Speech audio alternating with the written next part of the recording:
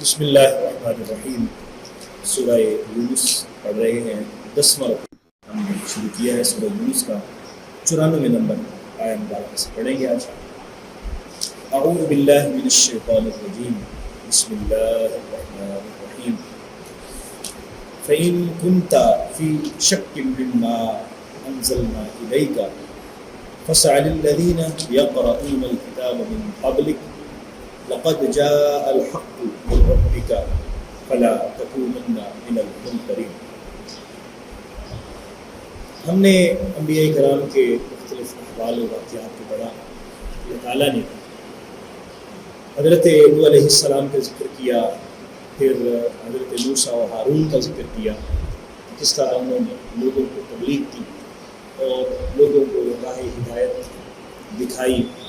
اور ان کو راہ راست پر آنے کی تلقین کی اور مشورہ دیا۔ انہوں نے انکار کیا، اللہ تعالیٰ کی طرف سے عذاب آیا، اس کا ذکر ہم نے پڑھا۔ حضرت یونس علیہ السلام کا ذکر گزرا۔ تو یہ مختلف چیزیں تھیں اور مختلف واقعات تھے، احوال تھے جن کا ذکر کیا گیا تاکہ لوگ اس سے نصیحت حاصل کریں اور راہ راست پہ آ جائیں۔ لوگ اس میں مختلف طرح کی باتیں بناتے ہیں۔ کوئی کہتا ہے کہ یہ ایسی کہانیاں ہیں، قصے ہیں، یہ پرانے لوگوں کی باتیں جس طرح سینہ بسینہ چلتی آ رہی ہیں، یہ قصہ وہ لوگ جس طرح کہانیاں سناتے ہیں ویسے یہ بھی کہانیاں ہیں۔ اور کوئی کہتا ہے جی اس طرح کی کوئی بات نہیں ہوئی، ایسا کوئی واقعہ نہیں ہوا۔ اللہ تعالیٰ نے قرآن مجید میں فرمایا کہ یہ جو پہلے اہل کتاب موجود ہیں یہاں سرزمین عرب میں، ان سے پوچھیں، ان کے پاس بھی یہ ساری تفصیلات موجود ہیں۔ اہل کتاب میں سے یہود ہیں جو مدینہ منورہ میں آباد تھے، دیگر بھی بہت سارے لوگ جو عیسائی تھے ان کے پاس بھی تورات اور انجیل کا علم تھا۔ میں ان سے پوچھوں، ان کی کتابوں کے اندر بھی یہ ساری چیزیں لکھی ہوئی ہیں اور ان کا سب کچھ بتایا گیا ہے کہ یہ ایسے۔ اور پھر یہاں عرب کے رہنے والے لوگ بھی مختلف جگہ پر جاتے ہیں، چلتے پھرتے ہیں اور دیکھتے ہیں کہ واقعتاً ایسا ہوا، اور کھنڈرات نشانات موجود ہیں پہلی اقوام کے، اور وہ بتاتے ہیں کہ اسی طرح کا۔ ان کنت فی شک، اے مخاطب اگر تمہیں شک ہو، مما انزلنا الیک، اس بارے میں جو ہم نے نازل کیا ہے تمہاری طرف، یعنی نبی کریم صلی اللہ علیہ وسلم کے توسل سے جو تم تک آیات پہنچی ہیں اور جو پیچھے انبیاء کرام کے واقعات اور احوال اور پہلی اقوام کے معاملات کا ذکر تمہارے سامنے کیا گیا ہے اور نازل کیا گیا ہے، اس کے بارے میں اگر تمہیں کوئی شک ہے، فاسأل الذین یقرؤون الکتاب، تو پھر پوچھو ان لوگوں سے جو کتاب کی تلاوت کرتے ہیں، یقرؤون الکتاب، جو کتاب پڑھتے ہیں، تورات پڑھتے ہیں، انجیل پڑھتے ہیں اور دیگر آسمانی صحف ان کے پاس موجود ہے، ان سے پوچھو۔ من قبل کا، تم سے قبل، یعنی تم سے قبل جو قرآن یعنی کتاب نازل ہوئی جن پر اور وہ کتاب کو پڑھ رہے ہیں، یعنی قرآن سے قبل جو کتابیں تورات، زبور اور انجیل اور دیگر صحائف نازل ہوئی ان کو پڑھیں۔ لقد جاءک الحق من ربک، بے شک تمہارے پاس تمہارے رب کی طرف سے حق آ گیا۔ فلا تکونن من الممترین، بس تم شک کرنے والوں میں سے نہ بنو، اس میں شک نہ کرو، اس میں تمہیں غور و فکر کی ضرورت ہے، بس غور و فکر کرو گے تو تم نتیجے پر پہنچ جاؤ اور حق کے رستے پر آ جاؤ۔ لیکن اگر تم صحیح طریقے سے اس میں توجہ کرو، غور و فکر کرو، تو تم دیکھو گے کہ واقعتاً ایسا ہوا ہے اور یہ ساری باتیں سچ ہیں اور حق ہیں۔ وَلَا تَكُونَنَّ مِنَ الَّذِينَ كَذَّبُوا بِآيَاتِ اللَّهِ، اور نہ ہی تم ان لوگوں میں سے بنو جنہوں نے اللہ کی آیات کا انکار کر دیا، اللہ کی آیات کو جھٹلا دیا۔ فَتَكُونَ مِنَ الْخَاسِرِينَ، ورنہ تم خسارہ پانے والوں میں سے ہو جاؤ، تمہارا بھی شمار ان لوگوں میں سے ہوگا جو گھاٹے میں رہے، جنہوں نے خسارے کا سودا کیا۔ اس میں فرعون کا ذکر ہم نے پڑھا، نشانیاں آئیں، حضرت موسیٰ علیہ السلام نے معجزات سامنے دکھائے لیکن قبول نہیں کیا۔ اسی طرح دیگر لوگوں نے کہا یہ تو جادو ہے، شک کیا، نتیجہ کیا نکلا؟ خسارہ۔ نتیجہ نکلا کہ دنیا کی رسوائی بھی، غرق ہو گئے، اور پھر آخرت کی رسوائی بھی، وہاں عذاب کا سامنا کرنا پڑا۔ جو لوگ اس پوزیشن میں آ جائیں کہ وہ حق کا انکار ہی کرتے جائیں اور حق کے مقابلے میں کھڑے ہو جائیں، پھر اللہ کی طرف سے توفیق توبہ بھی چھن جاتی ہے، پھر اللہ تعالیٰ کی طرف سے نظر رحمت بھی نہیں ہوتی۔ جب آدمی حق کے میں اتنا مخالف ہو جائے کہ حق کو پہچان رہا ہے، دیکھ رہا ہے اور پھر قبول نہیں کر رہا، سمجھ رہا ہے کہ واقعتاً یہ درست ہے لیکن قبول نہیں کرتا، پھر اللہ تعالیٰ کی نظر کرم بھی ہٹ جاتی ہے۔ پھر سامنے دیکھتے آپ ابو جہل کو دیکھے، کنکریوں نے ہاتھ میں کلمہ پڑھا لیکن نہیں مانا۔ اس نے نبی کریم صلی اللہ علیہ وآلہ وسلم کے معجزات خود دیکھے اور تسلیم کرتا تھا کہ میں آج تک کبھی میں نے نہیں سنا کہ انہوں نے غلط بیانی کی، ان کی سیرت و کردار کا میں عینی شاہد ہوں، کبھی انہوں نے جھوٹ نہیں بولا۔ 40 سال کی زندگی کا عرصہ نبی کریم صلی اللہ علیہ وسلم نے مکہ میں گزارا، لیکن صرف اس وجہ سے کہ یہ بنو ہاشم کا فرد اگر نبی بن گیا تو ہمارا کیا بنے گا، ہماری فیملی، ہمارا خاندان، تو سطوت تو سرداری تو ادھر چلی جائے گی، ہمارا کیا بنے گا۔ بس اس طرح کی ظاہری دنیاوی مصیبتیں اور دنیاوی مفادات راستے میں حائل ہو گئے اور اسلام قبول نہیں کیا۔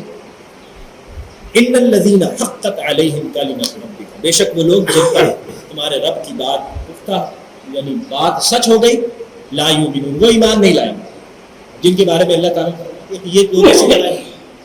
یہ تو ایمان کی طرف حق دیکھ رہے ہیں، قبول نہیں کرتے۔ سورہ بقرہ میں ہم نے پڑھا اور بعد میں بھی اس کا ذکر آیا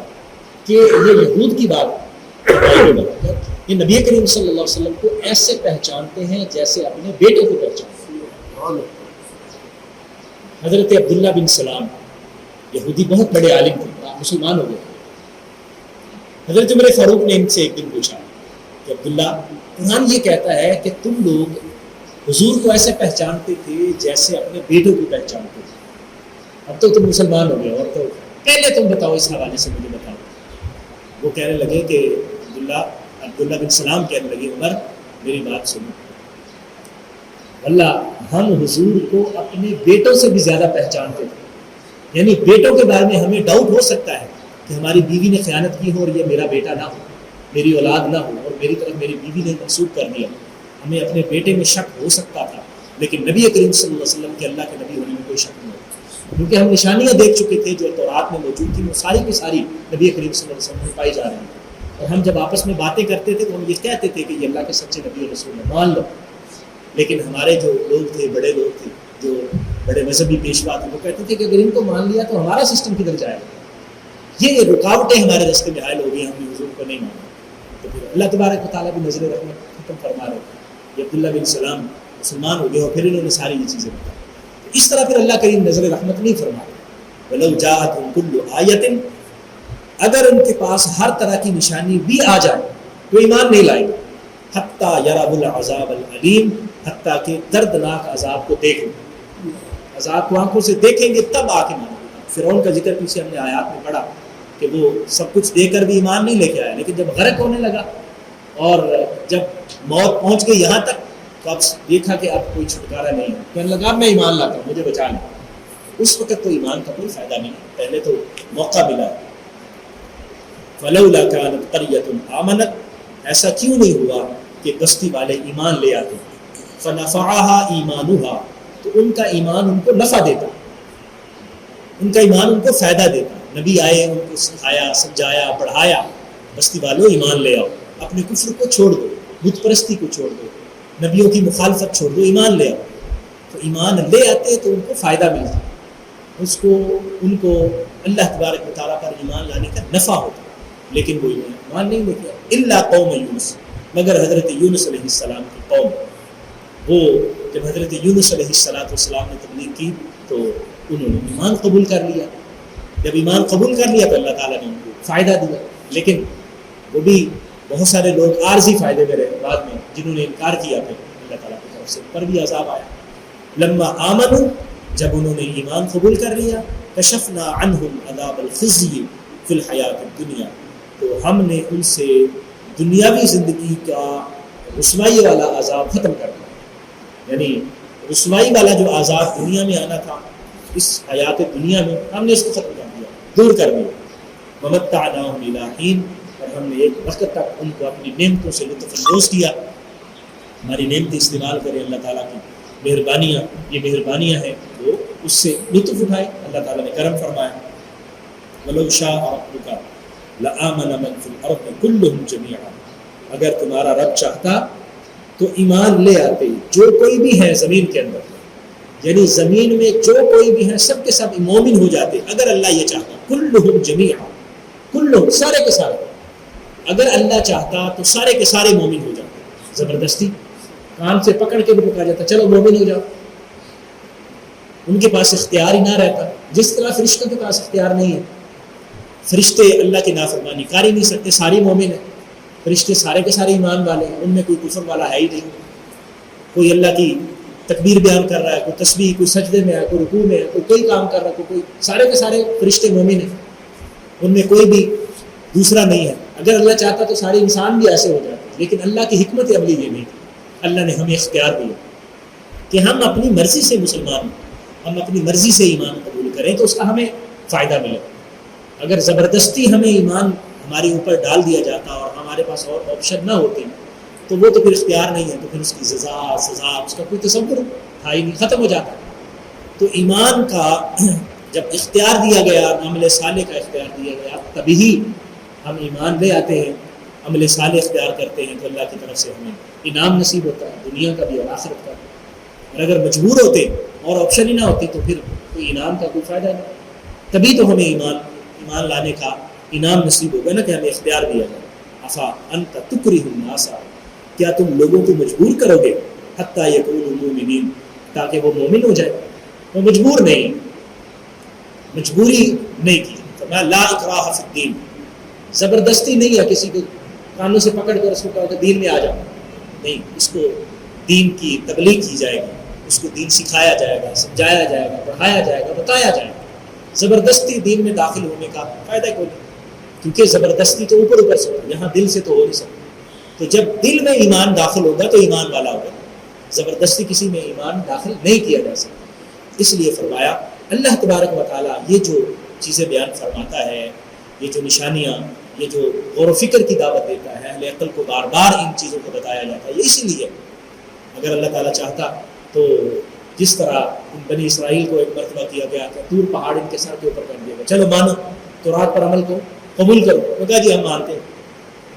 اللہ تعالیٰ ہمارے اوپر بھی کوئی ایسا، لیکن نہیں، ہمیں اختیار دیا گیا ہے ایمان لے آؤ، اللہ تعالیٰ کی فرما برداری کرو، نبی کریم صلی اللہ علیہ وسلم کی اطاعت کرو تو اللہ تعالیٰ تم سے راضی ہوگا، دنیا کی خیر بھی نصیب ہوگی، آخرت کی خیر بھی نصیب ہوگی۔ اور انبیاء کرام کے واقعات اور پہلی قوموں کے حالات اور پہلے بادشاہوں کی جو ساری صورتحال ہے اس کو بیان کرنے کا مقصد یہ ہے کہ ہم سمجھیں اور اللہ اور اس کے رسول صلی اللہ علیہ وسلم پر ایمان پختہ کریں اور نیک اعمال کی طرف آئیں تاکہ اللہ اور اس کے رسول ہم سے راضی ہوں۔ اللہ تعالیٰ ہم سب کو توفیق عطا فرمائے۔ آمین۔ وآخر دعوانا الحمد للہ رب العالمین۔